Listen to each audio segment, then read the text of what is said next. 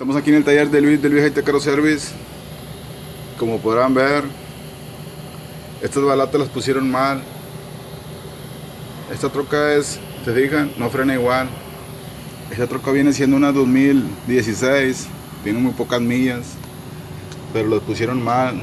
Esta parte debe de salir más afuera y lo vamos a cambiar el disco nuevo y las balatas. Habla Luis de Luis Car Service para que nomás para que miren que a veces de repente pasan detalles especiales, pero ahí está.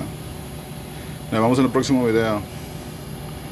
Ya saben, suscríbanse en la página de Luis Car Service para que puedan platicar en vivo, hacer sus preguntas como lo van a estar haciendo varios. Ok, nos vemos en un próximo video y nos vemos el sábado en vivo. Vamos a estar transmitiendo en vivo parte de la cultura del sur de Texas. Bye.